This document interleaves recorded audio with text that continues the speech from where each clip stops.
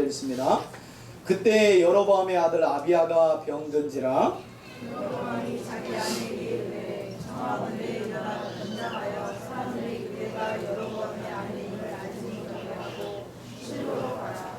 거기 선지자 아히야가 있나니 그는 이전에 내가 이 백성의 왕이 될 것을 내게 말한 사람이라. 그대의 손에 떡 10개와 가자와 꿀 한 병을 가지고 그에게로 가라. 그가 그대에게 이 아이가 어떻게 될지를 알게 하리라. 여로보암의 아내가 그대로 하여 일어나 실로로 가서 아히야에게 이르니 아히야는 나에게 말하라. 나는 너도 하거라. 다 같이 5절이요.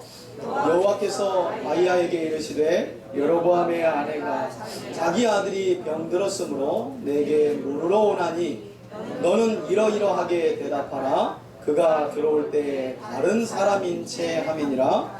아멘. 우리 말씀 제목을 한번 읽어봅시다. 시작. 여호와를 등 뒤에 버린 여로보암 집안에. 솔로몬의 타락 이후에 분열 왕국 초대 왕이었던 여로보암, 그러나 그 북이스라엘의 초대 왕이었던 여로보암이 첫 단추를 잘못 꿰어 앞으로 두고두고 우리가 분열 왕국을 왔다 갔다 하며 살펴봐야 하는데, 참 분열 왕국 중에 북이스라엘의 역사야말로 반역의 역사라고 한마디로 조려 설명할 수 있습니다. 여러분, 설교를 준비하다 보면 설교 제목이 참 고르기가 어려워요. 이전에 대화 설교 하기 전에는 제목으로 한번 이렇게 호기심을 갖게끔 하려고 제목을 얼마나 심소스게, 어떨 때는 설교 본문보다도 제목을 더 고민할 때가 있어요. 왜 그러잖아요. 다 알고 있던 본문이라도 제목을 보면 혹시 하는 기대감이 있잖아요. 그래서 저도 제목을 어떻게 하면 지을까. 근데 대화 설교 하면서는 너무 마음이 편해요. 그냥 성경이 이야기하는 바가 곧 뭐예요? 제목이니까. 어떤 분이 설교를 하는데, 보통 목사님이 주일날 오전 오후에 설교를 하잖아요. 그래서 오전 아침 11시 설교 제목에 그렇게 썼대요. 물 위를 걸으신 누구요? 예수님. 당연히 본문은 어디겠어요? 복음서죠. 복음서. 물 위를 걸으신 예수님. 그런데 이분이 그날따라 설교 본문이 이게 참 일이 되려니까 그랬는지, 아니면 생각을 미처 못했는지, 오전 설교 제목이 뭐라고요? 물 위를 걸으신 예수님. 근데 저녁에 설교를 했는데 이게 전혀 생각지 못한 거예요. 그래서 예수님에 대해서 좀 가르치고 싶어서 제목을 이렇게 정했대요. 예수님은 과연 어디 계신가? 아직 안 오신 거예요. 오전 제목이 뭐였다고요? 물 위를 걸으신 예수님. 저녁 제목이요? 예수님은 어디 계신가? 어디 계실까요? 빠지신 건가요? 그래서 설교 제목 잘 정해야 되겠다 하는 생각이 들더라고요. 오늘 제목이 여호와를 등 뒤에 버린 여로보암 집안의 뭐라고요? 몰락, 멸망에 대한 이야기를 오늘 우리가 함께 열왕기상 14장의 말씀을 통해 살펴볼 건데요. 말씀드린 것처럼 지난주에 우리가 열왕기상 13장의 말씀을 살펴보았죠. 분열 왕국 이후 시대 초두에 북이스라엘의 왕으로 세워졌던 이 여로보암이 걸어간 죄악의 길이 무엇인지, 우리가 이제 두고두고 북왕조의 역사 중에 아묵의 왕이 여로보암의 길을 따라 라는 말을 무려 11번 이상 성경을 살펴보며 확인할 것인데, 그와 같이 죄악의 길을 걸어간 여로보암의 이야기를 함께 살펴보았습니다. 특별히 지난주에 제가 누누이 강조했던 바가 있는데, 열왕기서 기자가 이 죄악의 길을 걸었던 여로보암 왕과 그 여로보암 왕에 대한 심판의 말씀을 전하기 위해 유다로부터 누가 올라가요? 선지자. 요세푸스의 책에 보면 이 선지자의 이름이 야돈이라는 선지자라고 기록되어 있다고 제가 지난주에 말씀을 드렸습니다. 이 열왕기서의 기자가요, 이 악한 길을 걸어갔던 여로보암과 유다로부터 그에게 심판의 메시지를 전하기 위해 올라온 이 신실한 유다 선지자 이야기 사이에 아주 의도적으로 이 열왕기서의 기자는 베델의 늙은 선지자의 이야기를 집어넣어서 일부러 길게 아주 자세하게 이야기를 하면서 결국 유다에서 올라왔던 선지자의 운명이 이 베델의 늙은 선지자 때문에 어떻게 될 것인지, 더 나아가서는 여로보암의 운명은 어떻게 될 것이고, 이 베델의 늙은 거짓 선지자 때문에 그의 집안은 어떻게 될 것이고, 오늘 본문이 그런 본문이거든요. 더 나아가서는 북이스라엘의 운명이 어떻게 될 것인지, 누구와 관련해서요? 거짓 선지자들과 관련해서 결국 북이스라엘은 여러분도 알다시피 멸망하게 되거든요. 이런 북이스라엘의 미래의 멸망의 역사까지 이 베델의 거짓 선지자 이야기를 통해 마치 소설이나 영화에서 복선을 보여주듯이 여로보암 한 사람이 망하는 이유, 여로보암 집안이 망하는 이유, 더 나아가 북왕조가 망하는 이유, 아니 유다 왕조, 더 나아가서는 이스라엘 전체가 뭐 때문에 망하는가? 거짓 선지자 때문이다. 이것은 제가 지난주에도 신약의 초대교회도 바로 이런 거짓 선지자와 거짓 교사로 인해서 많은 교회들이 무너졌고, 바울은 이것을 세우기 위해서 수많은 서신서를 교회에 보냈다라고 말씀도 드렸습니다. 여러분 기억나시죠? 하나님의 말씀을 전하기 위해 유다에서 베델까지 올라왔던 이 하나님의 선지자나 선지자 아히야로부터 하나님의 말씀을 위임받아 북이스라엘의 초대왕으로 세워졌던 이 여로보암이나 그들은 하나같이 이 베델의 늙은 거짓 선지자에게 속아 넘어가 버립니다. 결국 하나님의 말씀을 그들이 버리죠. 그러니 성경에 뭐라고 나와 있느냐? 하나님이 그들을 버렸다는 거예요. 하나님의 말씀을 버린 자들을 하나님이 뭐라고요? 버리신다는 거예요. 여러분, 하나님께서 이스라엘의 초대왕이었던 사울 기억하시나요? 이 사울 왕에게 했던 말씀을 우리가 앞서서 사무엘상을 살펴보았는데 15장 23절의 말씀에 보면 하나님이 버리셨던 이 초대왕 사울에게 뭐라고 하셨느냐? 사무엘을 통해 이와 같이 말씀하십니다. 15장 23절에 보면 후반절에 왕이, 여기서 왕은 사울 왕을 말해요. 여호와의 말씀을 버렸으므로 여호와께서도 왕을 버려 왕이 되지 못하게 하셨나이다. 사울이 뭘 버렸다고요? 여호와의 말씀을 버립니다. 여러분, 이처럼 하나님께서는 하나님의 명령 곧 하나님의 말씀을 버린 사울 왕도 버리시고, 그리고 유다로부터 올라와 임무를 수행했지만 결국 여호와의 명령을 어기고 버린 선지자도 버리셨어요. 그리고 이제 북이스라엘의 초대왕이 되었던 여로보암도 이처럼 동일하게 버리시는 거예요. 결론적으로는 하나님께서 구약 역사에 흐르는 큰 전체의 요지를 보면 북이스라엘이라는 이 나라를 아수르라는 나라에 버리시기도 하고 남유다는 바벨론이라는 나라에 들어서 버리시기도 했던 바로 그 이유가 뭐냐? 그들이 하나님과 그들 사이에 맺은 언약 곧 하나님의 말씀을 버렸다는 것이 성경의 결론이라는 거예요. 그래서 북이스라엘 멸망 전에 북이스라엘 땅에 와서 그렇게나 호세아 선지자가 여호와께로 돌아가자, 호세아 6장에서 우리가 여호와께로 돌아가자 하면서 여호와께로 돌아간다는 것이 뭔지, 여호와께로 돌아가서 여호와를 한번 따라합시다. 힘써 알자. 그렇게 외치면서 북이스라엘은 멸망해버리는 거예요. 여러분, 지금 신앙생활을 하는 많은 분들은요, 성경을 액세서리처럼 생각해요. 이게 액세서리처럼 생각한다는 거예요. 이거를 여러분, 하나님이 우리에게 남겨준 유일한 하나님의 유언이 뭘까? 하나님 뭘 남겨주셨나요? 성경 위에는 우리에게 남겨주신 일이 없어요. 그런데 이상하게 오늘날 그리스도인들에게 성경은 그냥 알아도 되고 몰라도 괜찮은, 아니 목회자들의 전유물이라고 생각을 하는 거예요. 그래서 우리는 성경을 몰라도 된다는 거예요. 저는 요즘에 심각한 고민을 해요.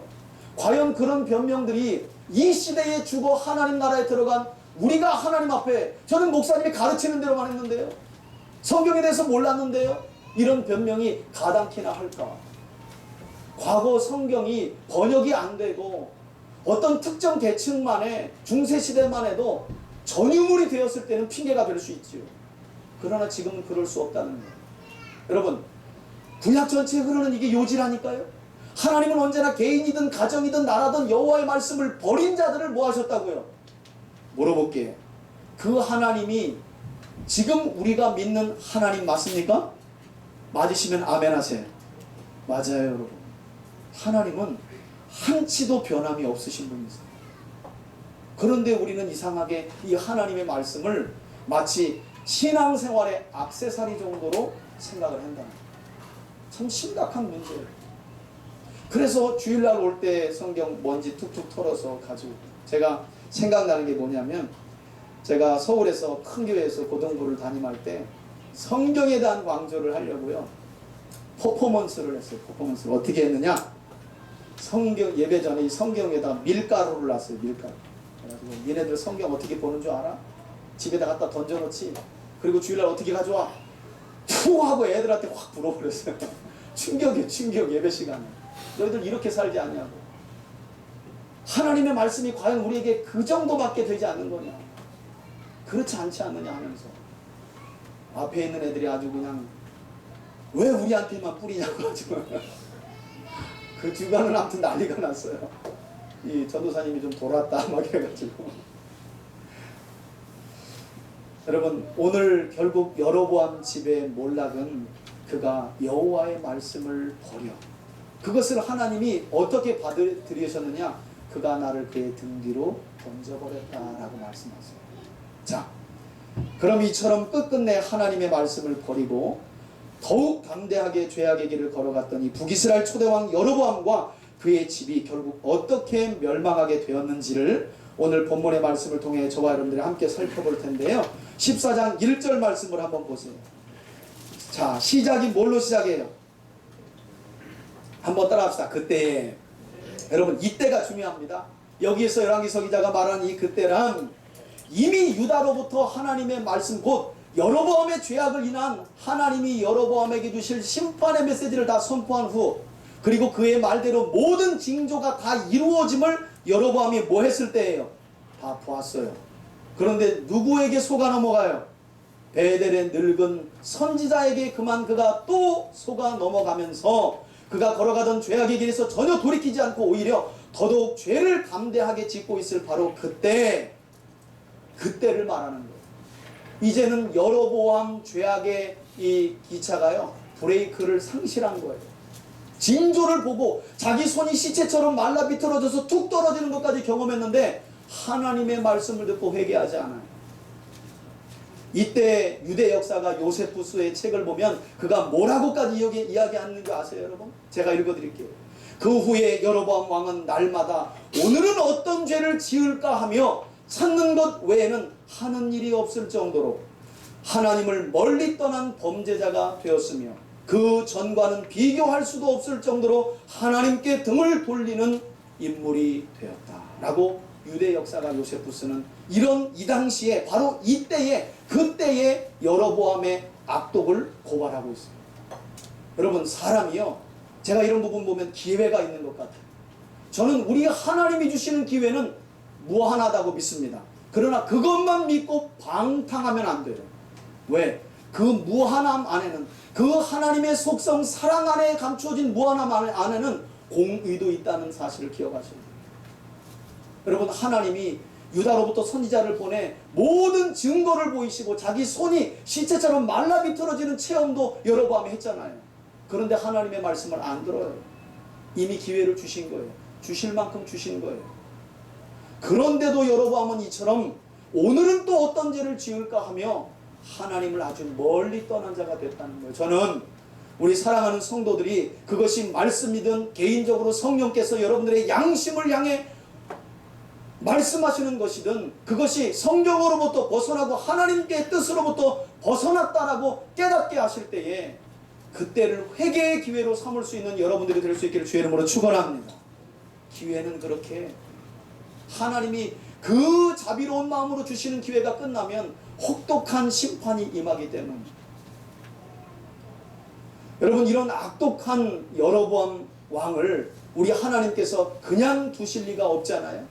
그래서 바로 이때 그에게 어떤 일이 벌어지느냐, 계속해서 보니까 1절에 여로보암의 아들 누가 병이 들었다고요? 아비야. 아니, 이 친구가 신앙은 개떡 같은데 아들 이름은 또 잘 져요. 아비야가 뭐냐면 야훼가 아비, 나의 아버지다, 이런 말이에요. 아니, 하나님을 그처럼 나의 아버지다 라고 아들의 이름을 지어놓고는 자기 삶은 도무지 회개도 모든 걸 체험하고 증조를 봤음에도 불구하고 돌이키지 않았던 못된 사람이 누구라고요? 여로보암이에요. 그래서 하나님이 아무래도 그의 아들 아비야를 치신 것 같아요. 요세푸스도 이 이야기에 대해서 이것은 하나님께서 내리신 마땅한 응분의 벌이다라고 그의 책에서 소개하고 있어요. 여러분 지난 시간 우리가 열왕기상 13장의 마지막 말씀을 어떻게 마치게 되었는지 기억나시나요? 마지막 절인 34절에 보면 이 일이 여로보암 집의 죄가 되어 그 집이 땅 위에서 어떻게 됐대요? 끊어져 멸망하게 되니라 라고 13장의 마지막 말씀이 마쳤거든요. 바로 지금 그 말씀이 여로보암의 아들인 아비야의 질병을 통해 이루어져 가고 있다는 것을 볼 수 있다는 거예요. 여러분 북이스라엘의 왕권을 가진 여로보암이 자기 아들 아비야가 병이 걸렸어요. 그가 뭐라고요? 왕이에요. 여러분 그냥 두었을까요? 아들이 죽게? 그럴 리 만무하죠. 아마 최고로 좋은 약은 북쪽 땅에서 다 알아봤을 거예요. 약만 알아봤을까요?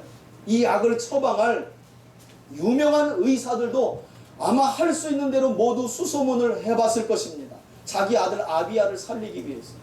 사실은 성경을 보는 우리 입장에서 이것은 약을 찾을 문제가 아니라 여로보암이 하나님 앞에 뭐 할 문제예요? 저는 이게 지혜라는 거예요. 여러분 약을 찾을 때가 있고 죄를 회개할 때를 분별할 수 있는 지혜가 여러분들에게 있기를 주의 이름으로 축원합니다. 이때는 약을 찾을 때가 아니었어요. 여로보암이 그 마음을 돌이켜 하나님 앞에 회개해야 될 때였어요. 여하튼 약도 의사도 아마 이 병의 차도에 영향을 못 미쳤던 것 같아요. 그래서 2절에 보니까 그가 결국 어떤 결정을 내립니까? 여로보암이 자기 아내에게 이르되 청하건대 여보 하면서 당장 지금 당신은 일어나서 변장을 한 뒤에 사람들이 그대가 내 아내임을 곧 여로보암의 아내임을 알아보지 못하게 하고 뭐 요즘 자꾸 숨기는 얘기가 많이 나오는데 여기도 뭔가 있나 봐요. 숨기고 싶은 불편한 사실이 있어 보이죠.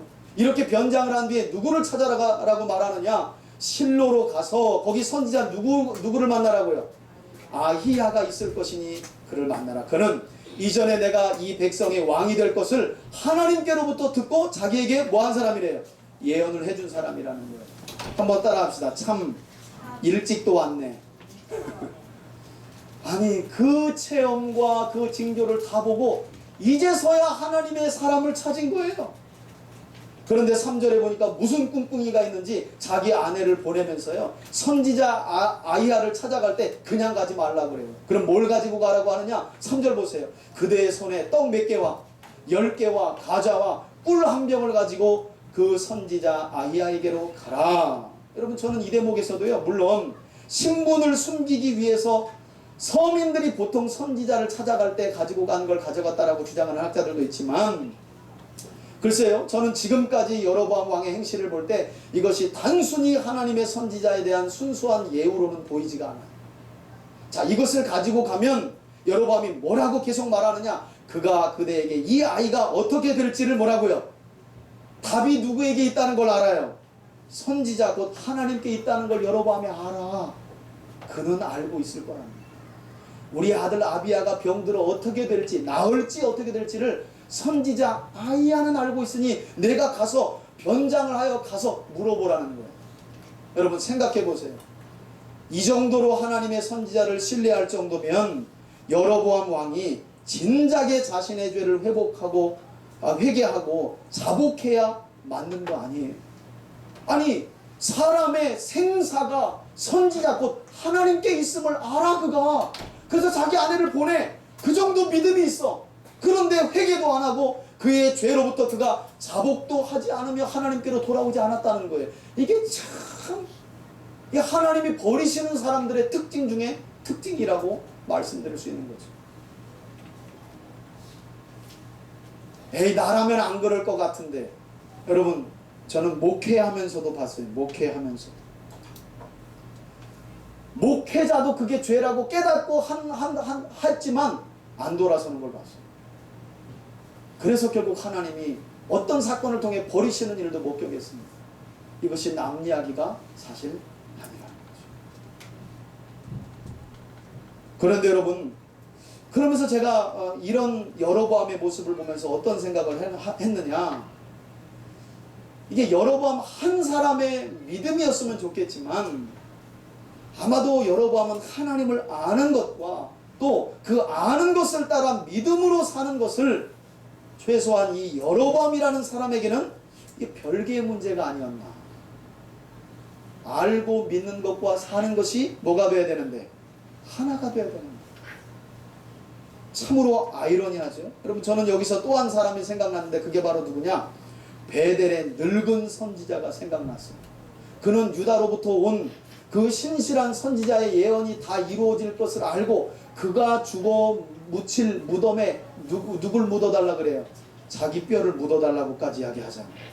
그렇게까지 하나님이 이루실 일을 믿어. 그런데 그 알고 믿는 것과 사는 것이 뭐예요? 달라요, 이 사람들. 저는 우리 3대 가족들의 믿음 중에 이런 외식적인 믿음이 없기를 예수님의 이름으로 축복합니다. 여러분, 4절에 보면요, 결국 여로보암의 지시를 받고 그의 아내가 선지자 아이야를 찾아가거든요. 4절 보세요. 여로보암의 아내가 그대로 하여 일어나 실로로 가서 선지자 아이야의 집에 이르니 당시 아이야는 나이가 많아서 눈이 어떻게 됐대요? 어두워서 보이지 못하더라. 여러분, 여기서 우리가 한 가지 생각해 볼 것은, 이제 생각해 보세요. 뭘 생각해 봐야 되느냐? 앞서 분명히 여로보암이 그의 아내를 선지자 아이야에게 보내면서 그냥 가지 말고 뭐 하며 가라 그래요? 변장을 하고 가라고 그래요. 변장을. 그런데 이것이 과연 누구를 속이기 위한 변장이냐는 거예요. 왜냐? 여러분, 방금 전 우리가 성경을 읽었지만 선지자 아이야는 이미 나이가 지긋하여 눈이 어두워 보질 못했어요. 그러니 여로보암이 그의 아내를 시켜 변장하고 난 뒤에 가라 라고 말했을 때 여로보암은 선지자 아이야를 속이기 위한 행동일 수가 없다는 거예요. 그죠? 이미 나이가 늙어 앞을 보지 못하는데요, 아이야는. 그럼 그렇다고 자신의 병들은 아들의 생사를 물으려고 선지자 곧 하나님께 보내면서 하나님을 속일 리는 만무하잖아요. 그러면 도대체가 여로보암이 대체 누구의 시선이 두렵고 무서워서 자기 아내를 변장시켜 보냈던 걸까? 여러분, 제가 아무리 봐도 그것은 북이스라엘 백성들의 눈을 그가 두려워했던 것 같아요. 왜냐? 여러분, 생각해 보세요. 평소에 여로보암이 행한 그런 짓거리들을 보라는 거예요. 베델과 단에다가 금송아지 형상을 만들어 놓고 그것을 하나님이라고 거짓으로 속이면서 백성들로 하여금 일반 제사장들을 세워서 하나님을 숭배하게 했어요. 또한 그는 베델의 늙은 거짓 선지자와 같은 사람들과 결탁함으로 온갖 죄를 저질렀어요. 그 죄악의 결과로 지금 자기 아들이 병들어 죽게 생긴 거예요. 그러니 그제서야 누굴 찾았던 거예요? 하나님의 사람 아이야를 찾았던 거예요.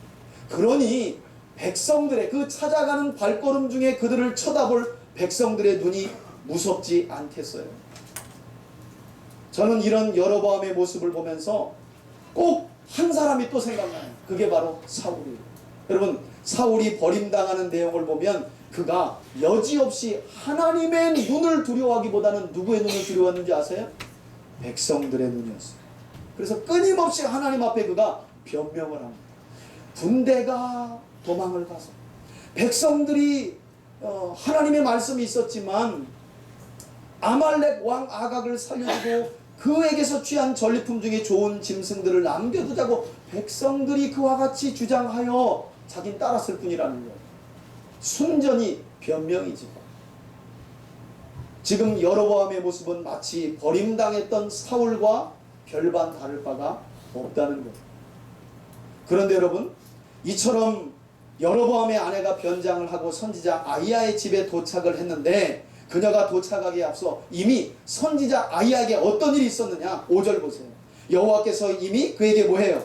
나타나신 거예요. 그래서 선지자 아이야에게 말씀하십니다. 아이야에게 이르시되 여로보암의 아내가 곧 자기 아들이 병들었으므로 너에게 물으러 올 것이니, 하나님이 다 알고 계신 거죠.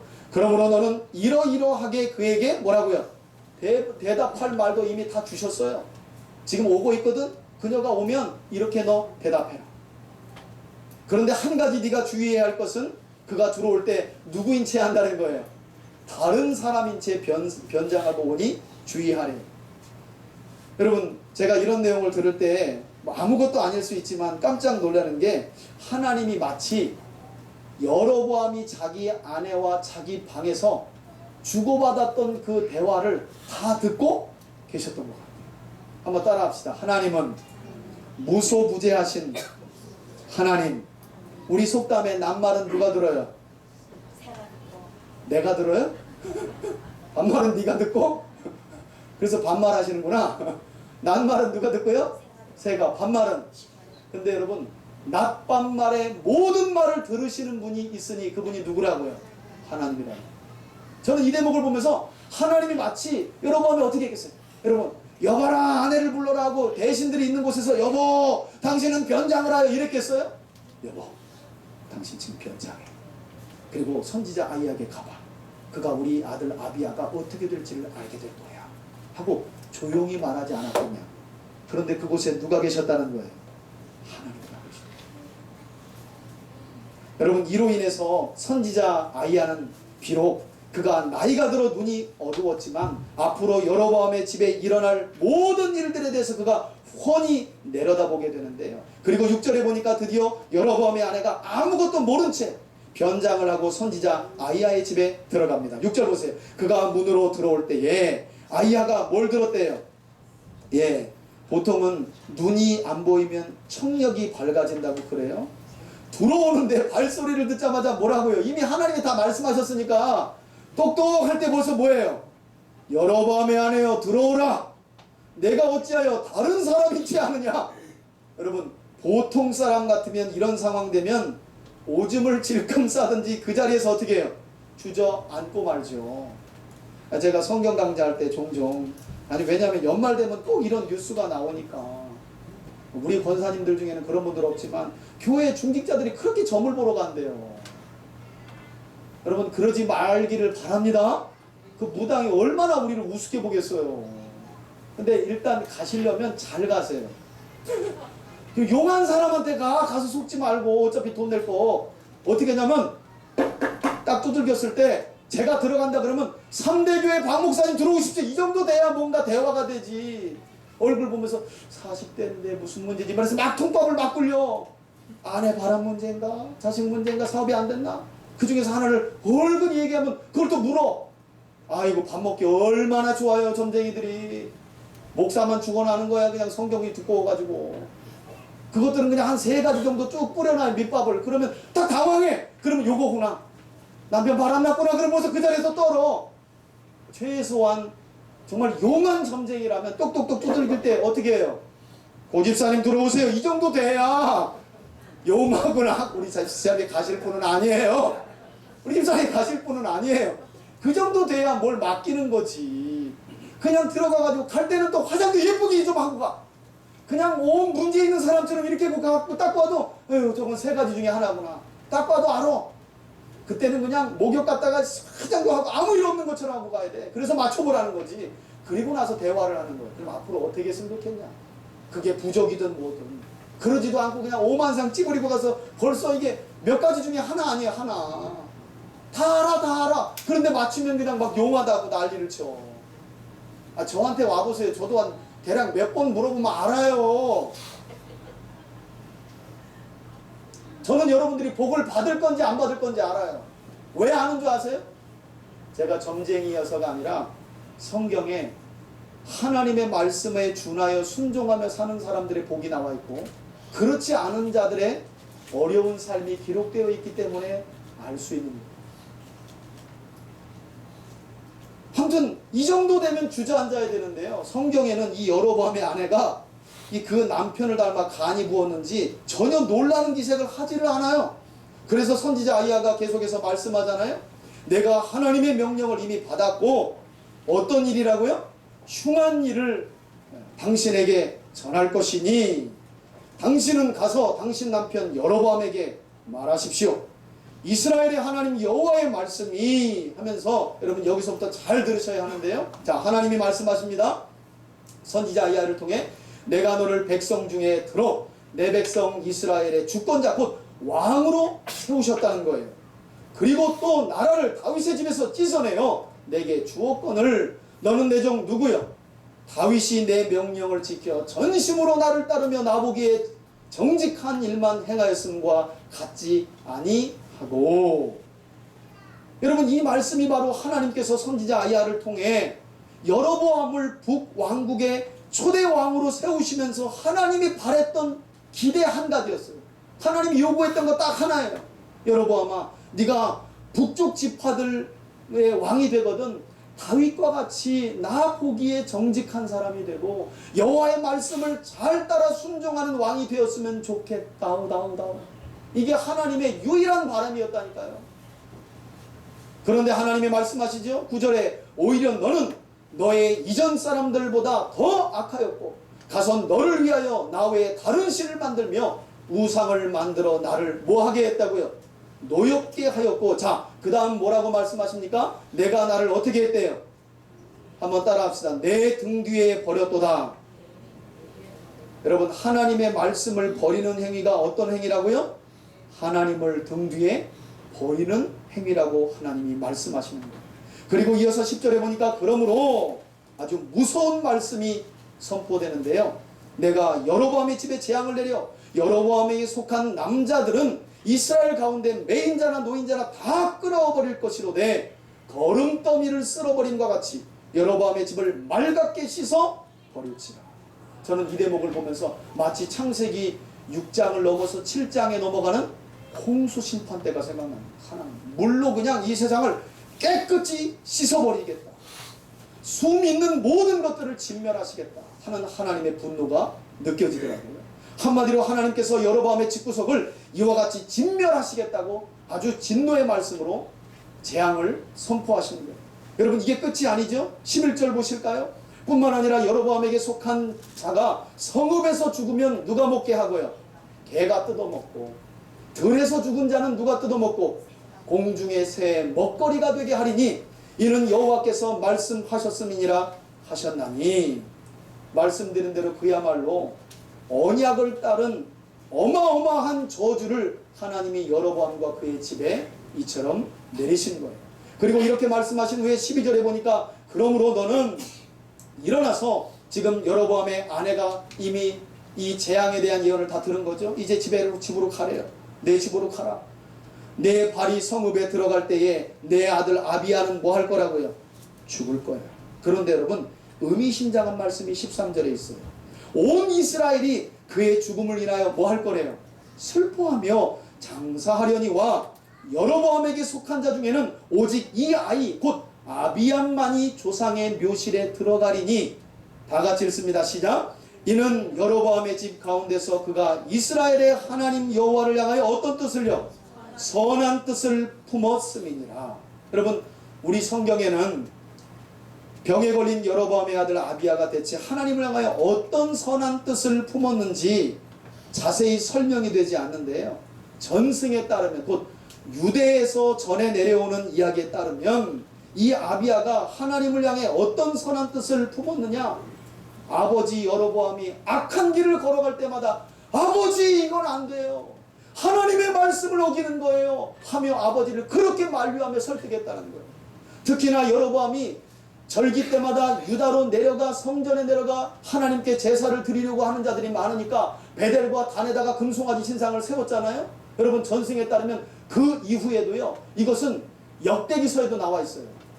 북쪽에 사는 자들이 절기가 되면 유다 남쪽에 있는 예루살렘 성전으로 내려가서 하나님께 예배하려는, 제사하려는 자들이 많았다는 거예요. 그런데 여로보암이 어떻게 했냐? 지금 우리 남과 북처럼 꼭 철책선을 세워가지고요, 통행을 금지시켜버린 거예요. 여기 하나님이 있는데 왜 남쪽으로 내려가냐는 거예요. 그의 속마음은 그들이 남쪽으로 내려가서 르호보암의 편에 서서 반역을 일으킬까봐 이게 두려운 거예요. 그런데 그때 놀랍게도 이 아비야가요, 경계를 풀게 하고요, 그 철책선을 무너뜨리면서 유다로 내려가서 하나님의 성전에서 율법을 따라 절기를 지키려는 자들을 힘써 도왔다는 거예요. 그리고 그들이 다시 돌아오도록 하고, 또 일부 전승에는 아비야 자신도 남쪽에 내려가서 하나님의 율법을 따라 절기를 지켰다는 거예요.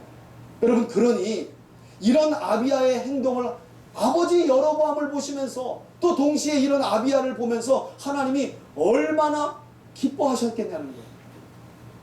여로보암을 보면 당장이라도 이 북이스라엘의 문을 닫고 싶지만 그래도 하나님의 마음이 한편으로 위로받았던 건 이런 아비야의 선한 뜻 때문이었다는 거예요. 자, 그런데 여기에서 저는 한 가지 딜레마에 좀 빠져요. 어떤 딜레마냐? 아니, 이처럼 하나님을 향해 선한 뜻을 품었던 아비야를 왜 하나님께서 뭘로요? 질병으로 치시고 그를 데려가시냐는 거예요. 여러분, 사실 이런 질문과 딜레마가 우리 신앙생활에서 우리를 늘 괴롭히지 않나요? 그렇잖아요. 그런데 사실 이것이야말로 땅을 밟고 살아가는 저와 여러분들의 한계라고 설명드릴 수 있습니다.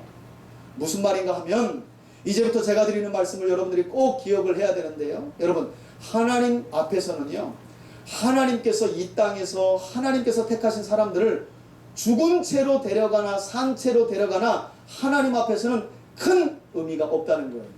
왜 그런가? 하나님 앞에서는 그들이 여전히 영원히 기억되어서 살아있는 존재로 하나님 앞에 서 있을 것이기 때문에. 그러니 이 땅에서 죽은 채로 데려가나 살아있는 채로 데려가나 하나님 앞에서는 큰 의미가 없다는 거예요.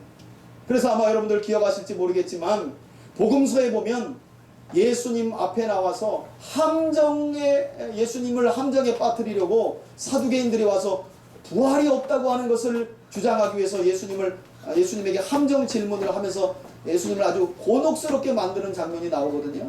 그때 예수님이요, 그 말은 이런 말이에요. 부활이 있냐 없냐? 근데 예수님이 아주 엉뚱한 대답 같은 말씀을 하세요. 뭐라고 하시느냐? 그러니까 사두개인들이 이렇게 물은 거예요. 부활이 있냐 없냐? 근데 예수님 뭐라고 대답하느냐? 하나님은 아브라함의 하나님이요, 이삭의 하나님이요, 야곱의 하나님이다. 이게 예수님의 답이에요. 아니, 그게 어떻게 답이 돼요? 아니, 부활이 있냐 없냐를 물어봤는데 왜 하나님은 아브라함의 하나님이요, 이삭의 하나님이요, 야곱의 하나님이라고 예수님이 대답했을까요? 여러분, 당시 유대인들이 볼 때 아브라함은 벌써 2000년 전에 저 세상으로 간 사람이에요. 이삭도 그런 사람이에요. 야곱도 그런 사람이에요. 그러나 예수님의 의도가 뭐예요?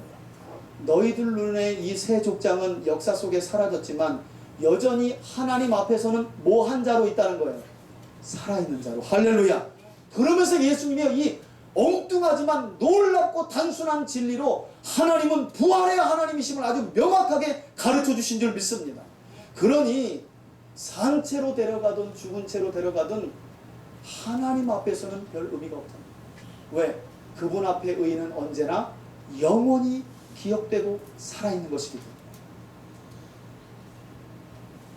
또 한 가지 이 딜레마에 대답할 수 있는 부분은요, 여러분, 하나님께서 여로보암의 집을 이 땅에서 어떻게 하신다고 말씀하셨죠? 말갛게 씻어 끊어버리신다고 하셨어요. 바로 이런 심판의 날에 전에